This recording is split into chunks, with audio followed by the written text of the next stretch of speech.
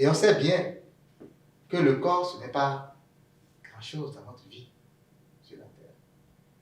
Quand on se lève le matin, du matin au soir, quand on regarde nos opérations, l'esprit fait beaucoup de choses. L'esprit fait plus que le corps. Déjà, quand tu te lèves, ce que tu vas faire dans la journée, c'est ton esprit qui te le dit.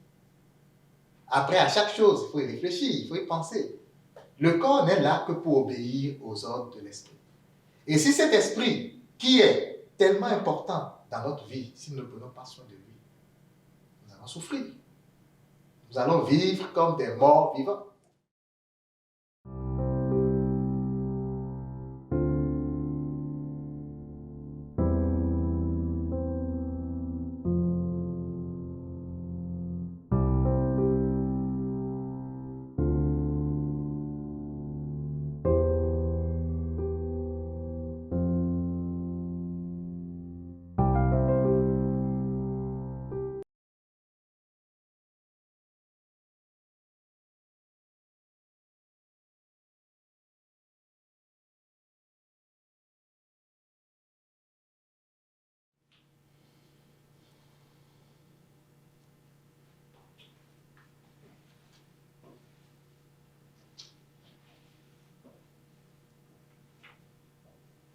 Au nom du Père et du Fils et du Saint-Esprit.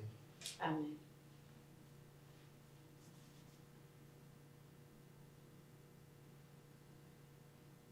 Ô Seigneur, envoie ton esprit qui renouvelle la face de la terre.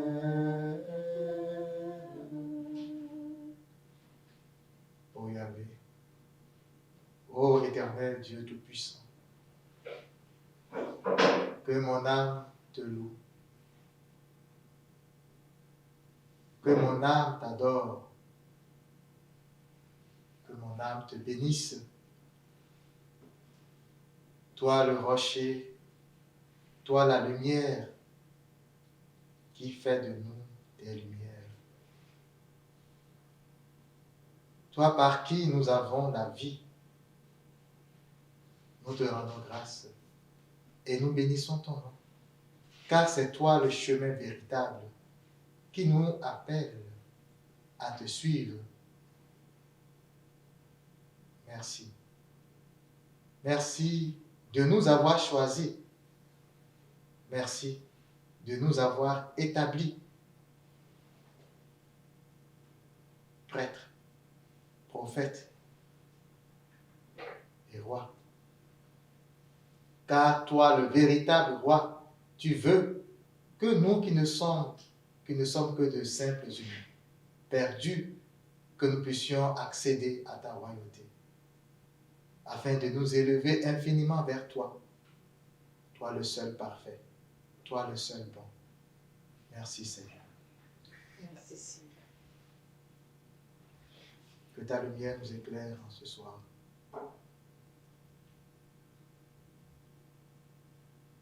Que nos intellects soient élevés dans ta sagesse. Ô Esprit d'amour, illumine nos cœurs pour que de ton amour puissant,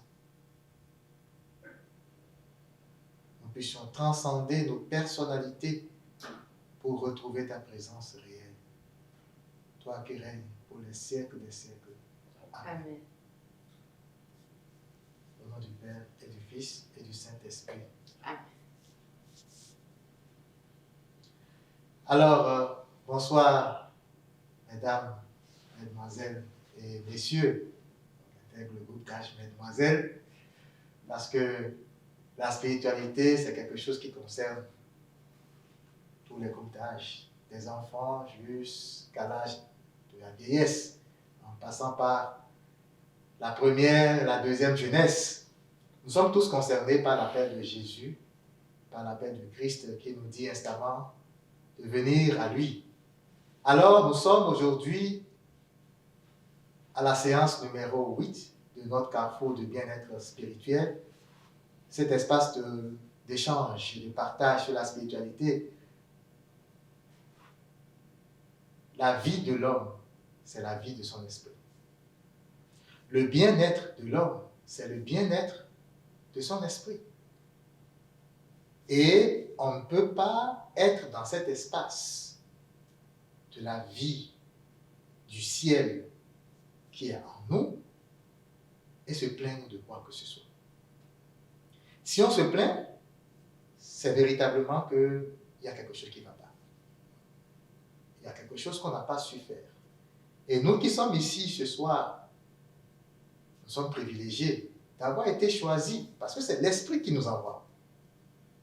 Il y a plein de gens qui certainement auraient voulu être à la même place, qui n'y sont pas encore. Il y en a qui ont la volonté, mais qui sont bloqués par autre chose. Il y a beaucoup d'obstacles. Un peu comme le dit Eckhart Tolle. Tout être vivant sur cette terre souffre. Même les plantes, pour grandir, rencontrent des obstacles. Ils quittent la terre et déjà, quand ils commencent par grandir, il y a les ronces qui sont là, il y a une branche qui va tomber sur lui et il se ferait toujours des chemins pour y aller. Ce n'est pas seulement les hommes qui souffrent, les bêtes souffrent aussi. Tout souffre ici, sur cette terre, et la souffrance devient nécessaire pour l'épanouissement de l'être. Alors, nous qui sommes ici, on peut rendre grâce à Dieu parce que la lumière est venue jusqu'à nous et nous a encouragés à nous lever pour y aller. C'est facile de rester devant son poste télévisé à la maison pour profiter de la chaleur parce qu'il fait froid dehors. Mais ça, c'est le corps. Et on sait bien que le corps, ce n'est pas grand-chose dans notre vie sur la terre. Quand on se lève le matin, du matin au soir, quand on regarde nos opérations, l'esprit fait beaucoup de choses. L'esprit fait plus que le corps. Déjà, quand tu te lèves, ce que tu vas faire dans la journée, c'est ton esprit qui te le dit. Après, à chaque chose, il faut y réfléchir, il faut y penser. Le corps n'est là que pour obéir aux ordres de l'esprit. Et si cet esprit, qui est tellement important dans notre vie, si nous ne prenons pas soin de lui, nous allons souffrir. Nous allons vivre comme des morts vivants. Et c'est cela que nous sommes venus regarder aujourd'hui. Nous sommes venus regarder aujourd'hui comment s'arranger pour que nos esprits soient dans leur nourriture. Eux ne se nourrissent pas de la nourriture matérielle, ils se nourrissent de la nourriture spirituelle. Alors aujourd'hui, dans la séance d'aujourd'hui, nous allons, comme on l'a fait il y a un mois, je pense, nous allons y aller avec les questions tous azimuts sur la présence, sur autre chose, sur la spiritualité. Nous avons commencé à faire des lectures. Je ne sais pas si vous avez fait les lectures. Pas tellement. Oui. Il y a aussi les vidéos les capsules de vidéos que j'ai faites. On peut commencer par poser des questions et après, s'il n'y en a pas, ben, il y a toujours de la matière à exprimer en spiritualité. Est-ce qu'il y a des questions? Ok. Mais moi, j'ai une question pour vous. Depuis qu'on fait la spiritualité ici, pour les carrefours de bien-être spirituel, qu'est-ce que vous avez acquis? Qu'est-ce que vous avez fait? C'est simple comme question. Oui. Qu'est-ce qu'on a fait? C'est sûr que quand on parle d'accomplissement, chaque jour on accomplit quelque chose. On se lève le matin, on est réveillé, on s'occupe des enfants, on balaye la maison, on fait la vaisselle, et puis on va travailler pour gagner de l'argent. Tout ça, c'est des accomplissements. L'accomplissement, ce n'est pas forcément l'achat de quelque chose de matériel. Non, l'accomplissement, c'est quelque chose que tu as réussi à faire dans une journée, à un instant donné. Et au début ici, il y a plusieurs mois déjà, on a dit, ben, si on voit tout ça, c'est pour les mettre en pratique. La différence entre ce que nous on fait ici, lors des carrefours, et les enseignements qu'on peut écouter n'importe où, n'importe quand, c'est bien ça. C'est-à-dire qu'ici, on voit comment est-ce qu'il faut les mettre en pratique. Est-ce que vous avez essayé Est-ce que vous avez osé essayer? Parce que ce n'est pas évident.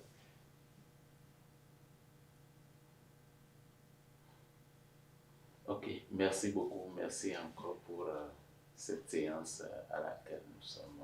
Tu peux prendre le micro si tu veux. Ok, merci beaucoup.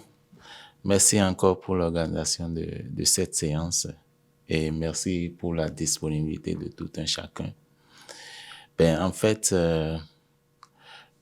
cette séance que moi j'ai commencé par suivre depuis un certain moment m'a permis quand même d'approfondir un certain nombre d'éléments, que j'ai moi-même abordé dans mes lectures, mais dans lesquels je ne suis pas allé en détail, notamment la présence intemporelle.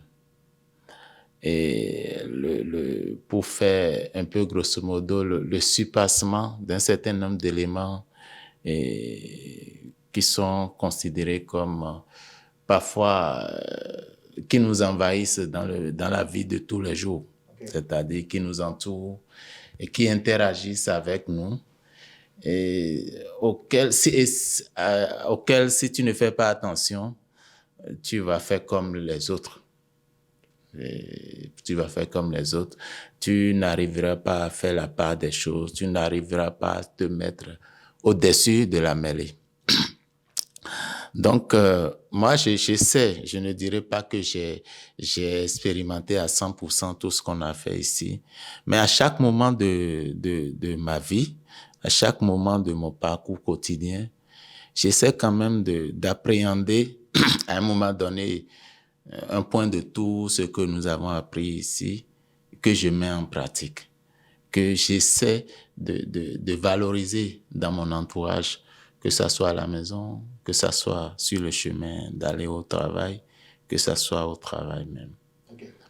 Donc, parfois même, c'est quand on veut on veut pas se départir des anciennes habitudes là, qu'on se dit que, ah, mais j'ai appris telle chose, il faut que je le mette en exergue directement. Et ça te permet de te ressaisir et de prendre la mesure d'un certain nombre de réactions, un peu pour se démarquer un peu des réactions communes que nous connaissons tous en tant qu'humains.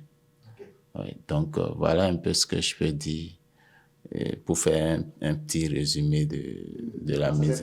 Oui, jusque-là. J'avoue que je ne pourrais pas dire que j'ai expérimenté tout, non, je ne le dirais pas comme ça. Je sais que c'est un parcours qu'on doit faire avec l'ensemble des éléments et avec l'approfondissement des éléments de lecture qu'on reçoit. Et on pourra quand même faire encore d'autres expériences pour la suite. Ok. Okay. Merci pour ta réponse, pour ton témoignage aussi, les éléments de réponse. Est-ce que Rita a quelque chose à dire là-dessus? Depuis qu'on a commencé, certainement tu as fait des choses. Quand on dit avoir fait des choses, c'est... Vous savez, la plupart du temps, lorsqu'on va à l'école pour apprendre les matières scientifiques ou littéraires, ou peu importe, physique ou biologie, il faut un centre d'expérimentation. Il faut mettre en place des protocoles. Donc, on a besoin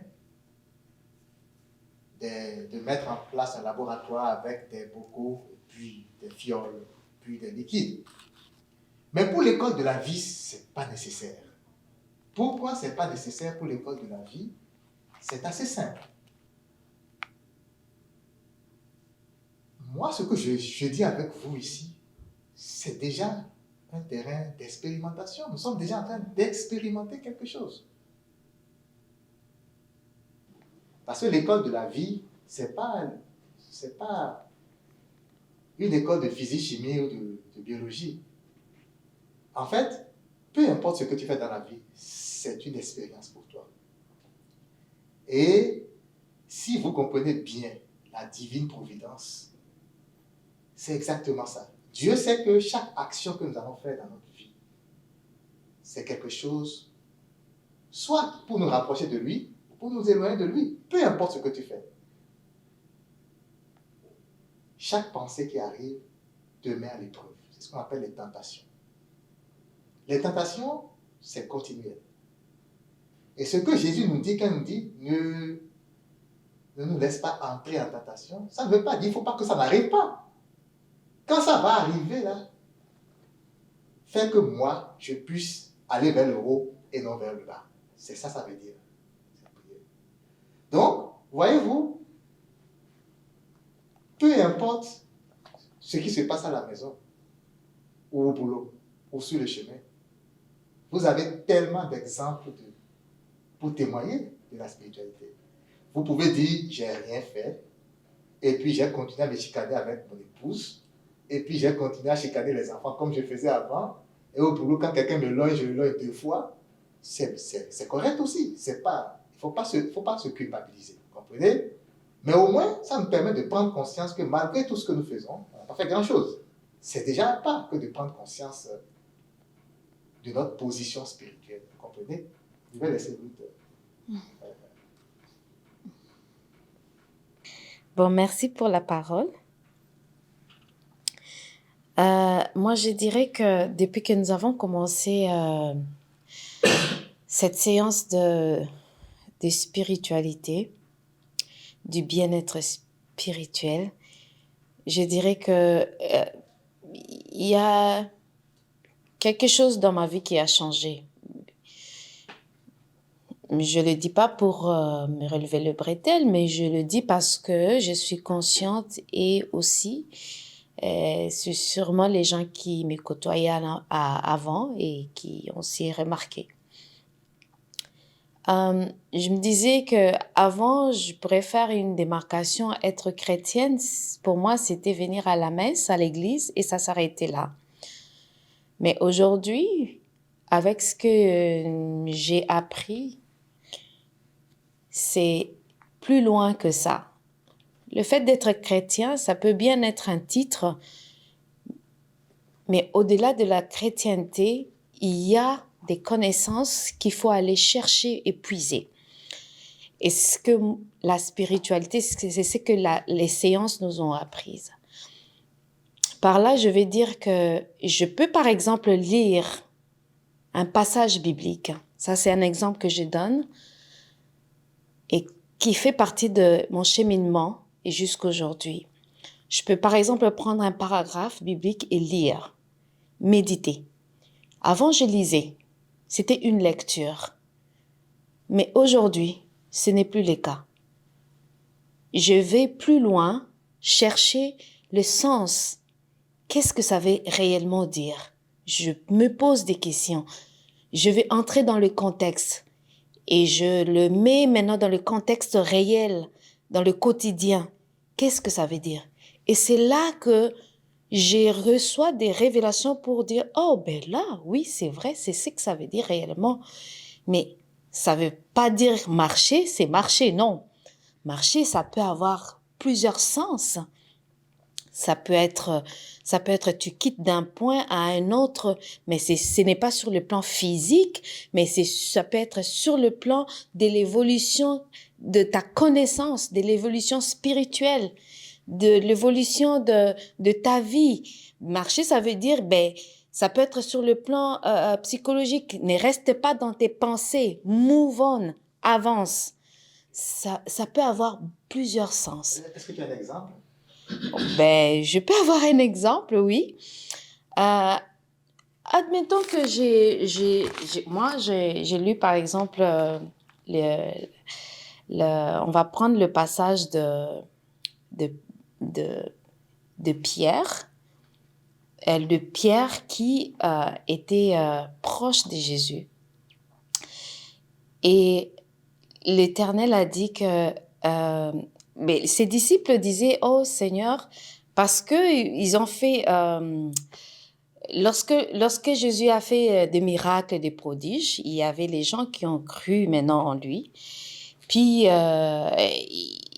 lui, il disait que ben, c'est pas parce que vous avez cru en moi que moi, je vais me fier Il ne se fiait pas à ça, à ce qu'il voyait à ce qu'il à voyait. l'extérieur. Bon, en lisant juste ce paragraphe-là, littéralement, pour moi, je me disais, ben, ok, qu'est-ce que ça veut dire? Jésus dit, je ne veux pas me fier à ces gens-là. Et c'est quoi se fier à ces gens-là? Qu'est-ce qu'il veut dire par là, en fait? Mais dans le contexte actuel, je me rends compte que il faut pas se fier à à l'humain, tout simplement. Il faut pas se fier à quelqu'un. Il faut pas se fier à ça parce que l'être est changeant.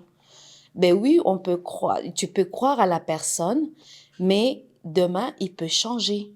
Alors la seule personne en qui il faut se fier, c'est le Maître qui est lui-même Jésus, en fait. Donc, c'est des passages comme ça, par exemple, quand je lis, j'essaie de comprendre et d'aller en profondeur. Par exemple, l'histoire de Pierre qui a marché sur les eaux et Jésus qui a marché sur les eaux et qui a demandé à Pierre de venir. Si tu crois, oui, viens. Si tu veux, tu peux venir. Mais Pierre avait eu peur. Donc, l'aspect de la peur, tout ça, en lisant, on dit, ben, Pierre avait eu peur, mais qu'est-ce qui a fait qu'il ait eu peur? Parce qu'il avait regardé les vagues qui étaient autour de lui. Mais c'est quoi le vague qui est autour de moi? Alors, j'entre un peu dans le contexte actuel. Ça veut dire, je retourne dans le passé antérieur qui m'empêche d'évoluer, qui m'empêche d'aller en avant, de voir Jésus qui est une figure de prospérité, de grâce qui est devant moi. Parce que j'ai regardé le futur, j'ai regardé mon passé qui était obscur et ces ténèbres-là ne me permettent pas d'avancer. C'est un peu dans ce sens-là. Ouais, merci beaucoup. C'est ça, c'est un bon témoignage. Et tout à l'heure, quand je disais, par exemple, que chaque action qu'on pose, c'est une expérience spirituelle qu'on fait. Par exemple, moi, ce matin, je faisais la vaisselle, je me disais que j'étais présent. D'accord? Présent quand tu fais la vaisselle, ça veut dire quoi? Ça veut dire que pendant que tu frottes l'assiette, tu sens que tu frottes l'assiette. C'est ce que ça veut dire. Ça veut dire que mes idées, mes pensées ne sont pas ailleurs à cette séance-ci, en train de préparer la séance ou en train de voir la chicane que j'ai eue hier. Non. Mais j'étais sûr. Et je me suis surpris en train de casser une assiette. Ça s'est cassé. En une fraction de seconde, j'ai entendu un bruit et puis j'ai vu que l'assiette est cassée en deux. Je me suis dit, je ne suis pas présent. Dans un autre moment, à une autre époque, je me serais dit, qu'est-ce qui m'arrive? Et puis j'allais me fâcher contre moi-même. Je me suis dit, je ne suis pas présent. Et c'est vrai, je me suis surpris en train d'avoir d'autres pensées en ce moment-là, effectivement. C'était toujours en spiritualité, mais je ne savais pas sa place là parce que j'étais en train de faire la vaisselle. Vous comprenez? Chaque expérience, chaque chose qu'on fait, vous pouvez être en train de marcher dans le salon et puis vous cognez le pied. Ça veut dire que vous n'êtes pas là. Mais il ne faut pas ne pas être là. Il faut être là à tout moment. Ne serait-ce que pour la présence. C'est plein de témoignages. Par exemple, je suis là. Je n'ai pas prévu de sortir. Mon épouse me dit, amène-moi à tel endroit. Et ça commence par m'irriter. Je ne suis pas présent. Parce que si on dissèque, si on détaille ça, qu'est-ce que ça veut dire? Ce qui m'irrite, c'est ce qui vient heurter mon amour propre. Et en ce moment, mon amour propre me dit, repose-toi bien au chaud. Et si je suis vigilant, pendant qu'elle me parle, je ne vais pas avoir de préjugés, ni... Parce qu'en ce moment, je me suis rendu compte que pendant qu'elle me parlait, j'analysais. Ah, donc je vais encore sortir maintenant. Regarde comment il fait froid en dehors. Pourquoi est-ce que moi je vais encore sortir? Donc, ça a généré de l'irritation. Mais je me suis repris tout de suite. Quand j'ai commencé à sentir ça, j'ai compris que mon état changeait. Je me suis dit non, ça ne marche pas comme ça. Lâche. Parce que, comment on appelle ça? On appelle ça une résistance. 80% de nos péchés, c'est les résistances. On résiste pour tout et pour rien. Pour ce qui est important, pour ce qui n'est pas important, pour ce qui est notre bien, pour ce qui est notre mal. On ne réfléchit même pas. On résiste. Et pourquoi on résiste? Parce qu'on n'est pas vigilant. Ce à quoi tu t'attends, tu ne résistes pas à ça. Parce que tu as prévu, tu t'es préparé. Tu vas te dire, ok, je savais que Bettina allait me dire telle chose. Pourquoi ça va me surprendre? Mais elle m'appelle le matin et me dit ta ta ta ta ta. Tu as quoi chercher cette affaire-là encore où? Je ne me suis pas préparé. Et je commence par trouver comment je vais faire, quel argument je vais lui donner pour lui dire non. Parce que je ne veux absolument pas me déplacer. Mais ça, c'est par exemple un signe que je suis dans l'ego. Et ça va aborder un peu l'ego. On n'a pas parlé de l'ego depuis qu'on a commencé. Et aujourd'hui, on va en parler, mais pas de façon très théorique. On va faire, j'en parle et puis vous me donnez des exemples. Comme vous n'avez pas beaucoup d'exemples à me donner, moi je vais vous parler de l'ego. Tout de suite, vous allez voir que dans votre vie de chaque jour, il y a plein de choses où c'est de petites choses, on ne se rend pas compte. On ne se rend pas compte parce qu'on ne connaît pas aussi. On ne se rend pas compte parce qu'on n'est pas très vigilant aussi. Mais pour ce qui est de la présence, il y a quand même beaucoup de choses que aujourd'hui, je vais vous demander de commencer par regarder. Je viens d'en parler. Lorsque je cuisine, par exemple, et que je me coupe le doigt, c'est sûr qu'il y a quelque chose qui ne va pas. Tout ce qui est blessure, tout ce qui est, on cogne quelque chose, tout ce qui est... Quand l'esprit fait quelque chose qui n'est pas correct, qui n'est pas normal, ça veut dire qu'il y a un manque de vigilance quelque part. C'est pas que c'est criminel, mais ça veut dire que c'est quelque chose qui vous alerte pour dire, attention, vous n'êtes pas là. Normalement, lorsque je marche, je dois sentir le pas. Je ne dois pas courir. Si je me suis pas en train de courir et monter dans la voiture parce que je suis en retard, je ne suis pas présent. Elle me dit, mais qu'est-ce que ça fait que je ne sois pas présent? Ça fait que ton esprit est surchargé. La suite de ton histoire va en dépendre. Tu rentres dans la voiture, l'esprit surchargé. Qu'est-ce qui arrive? Ta vigilance baisse sur la route. Tu ne te rends pas compte et tu ne sais pas son importance jusqu'à ce que tu cognes quelqu'un ou quelque chose. Ça, c'est l'extrême. Et tu vas dire, il y a un malheur qui est tombé sur moi. Mais non, il n'y a pas un malheur. C'est juste parce que tu as quelque chose que tu as manqué une fois. L'Esprit Saint t'a rappelé, tu as encore manqué une deuxième fois. Ton ange gardien t'a rappelé, tu as manqué une troisième fois. Jusqu'à ce que tu sois parti à l'extrême. Mais quand on connaît ces affaires, on fait attention. Donc, le but de cette séance-là, c'est de faire attention. Cultiver notre vigilance. Et j'ai sorti un mot tout à l'heure, résistance. D'accord? Gardez bien ça, résistance. On résiste à tout. Ce n'est pas seulement quand l'Église me parle. Non. On résiste. Même seul. Est-ce que vous avez déjà vu quelqu'un résister tout seul? Oui. La paresse, c'est une forme de résistance. Solo. Je suis là, je veux faire quelque chose, mais je résiste. Je dis, je ne veux pas le faire. Je ne me lève pas. Je n'ai pas envie. Je n'ai même pas envie. Même. Moi, donc, je résiste. J'ai envie de mettre mon nez dehors. Je n'ai même pas envie de mettre mon nez dehors. Quand je regarde mon nez dehors, là, je n'ai même pas envie. C'est de la résistance. Et par exemple, ça dénote d'un manque de présence.